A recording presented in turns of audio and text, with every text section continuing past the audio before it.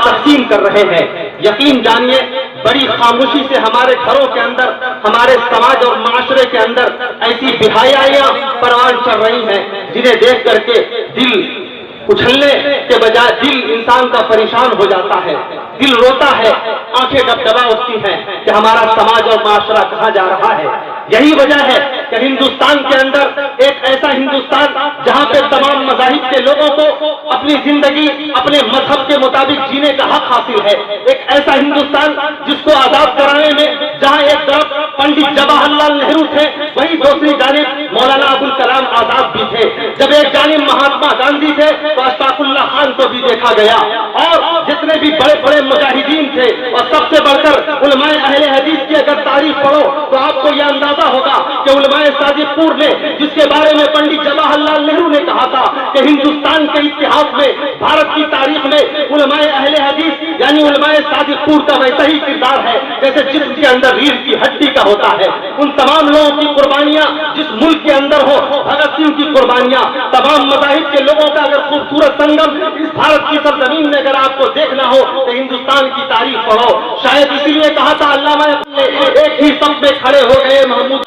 نہ کوئی بندہ رہا نہ کوئی بندہ رہا۔ جب ہم اتحاد و اتفاق کی اس مضبوط رسی کے سہارے جب ہندوستان کا ہم سفر کرتے ہیں تب جا کر کے لگتا ہے کہ ہمارا ہندوستان خوبصورت ہے۔ میں کہنا یہ چاہتا ہوں آج کے دیش میں پورے ملک ہندوستان کے اندر آپ دیکھ رہے ہیں ہماری قوم کی بچیوں کو برقع لگانے کے لیے، نقاب لگانے کے لیے عدالت کے چکر کاٹنے پڑ رہے ہیں، ہماری قوم کی بچیوں کو سڑک پہ دھرنا دینا پڑ رہا ہے، ہماری قوم کی بچیوں کو آواز اٹھانے کے لیے ظلم و ستم کا سامنا کرنا پڑ رہا ہے۔ کیا آپ نے دیکھا نہیں، آج تک ہم نے صحابیات کی تاریخیں پڑھی تھی، آج تک ہم نے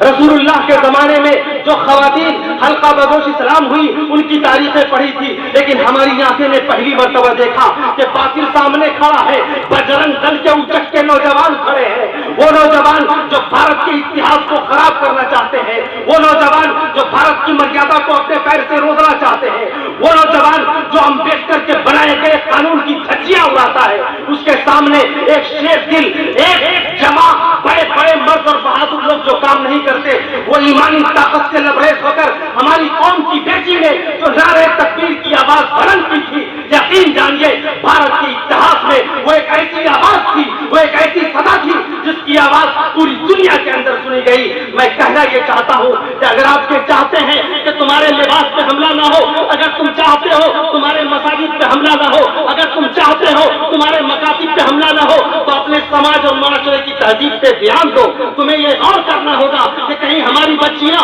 غلط راستے پر تو نہیں جا رہی ہیں، تمہیں یہ غور کرنا ہوگا کہیں ہمارا سماج اور معاشرہ اسلامی شاعر سے دور تو نہیں ہو رہا ہے۔ اگر آپ یہ محسوس کر لیں گے تو کل ہو کر کے آپ کو اپنے حقوق کے لیے عدالت کے چکر نہیں کاٹنے پڑیں گے۔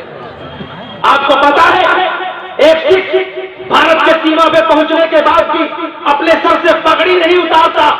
لیکن مجھے کہہ لینے دیجیے آج کل کالج اور یونیورسٹیوں کے نام پر ہم نے فیشن کے نام پہ ایسا ماحول بنا کے رکھا ہے کہ ہماری بیٹیاں گھر سے نقاب لگا کر کے نکلتی ہیں اور بازار میں پہنچنے کے بعد نقاب نکال کر کے ان نقاب کو وہ تھیلیوں میں ڈال دیتی ہے۔ یہ ہمارے قوم کا درد ہے، شکایت نہیں ہے، جس میں میں بھی شامل ہوں، آپ بھی شامل ہیں، لیکن سوچنا پڑے گا کہ بھائی آخر یہ کیا ہو رہا ہے۔ یاد رکھیے جمیل اختر شفیق آپ کاٹی کی سرزمین پہ ایک جملہ کہنے جا رہا ہے، بہت حفاظت کے ساتھ، جس کلیجے کے ساتھ کہہ رہا ہوں اسی کلیجے کے ساتھ اپنے سینے میں ضبط کرنا۔ جب کسی قوم کی بہو بیٹیوں کے سروں سے ردائے عفت یعنی حیا کی چادر چھین لی جاتی ہے تو اس قوم کے لوگوں کو انتظار کرنا چاہیے کہ ایک ایسا وقت آنے والا ہے جب وہ اپنی تباہی کا منظر اپنی آنکھوں سے دیکھے گا۔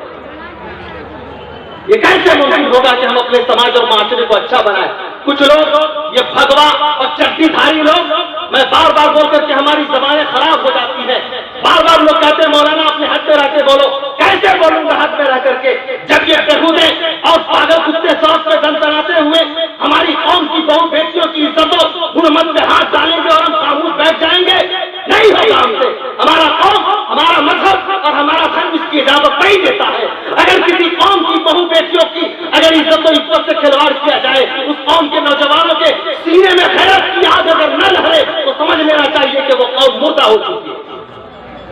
لوگ آزادی کے نام پر تماشا کر رہے ہیں۔ امریکہ جب آزاد ہوا ایک بے وقوف آدمی ہاتھ से ऐसे झाड़ता हुआ जा रहा, मस्ती में गा रहा था, ये आज अमेरिका आजाद है, अमेरिका आजाद है। इत्तफाक से उसका हाथ एक आदमी के नाक पे पड़ा और उसके ब्लड निकलना शुरू हो गया। बड़ा मशहूर वाकया है। उस साहब ने कहा कि भाई तुम देख करके चला करो, सड़क पे कैसे चलते हो? कहा तुमको पता नहीं है कि आज अमेरिका आजाद है? कहा कि जहां से मेरी नाक शुरू होती है वहां से तुम्हारी आजादी खत्म हो जाती है, तुम अपने आजादी का मिसप्रयोग कर रहे हो। मैं कहना यह चाहता हूं कि जब तक लोग अपनी अपनी हदों में रहेंगे,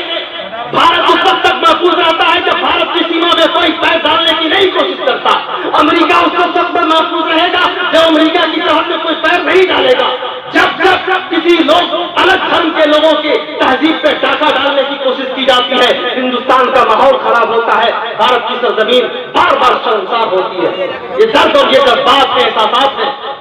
बातें बहुत सारी हैं कहने के लिए,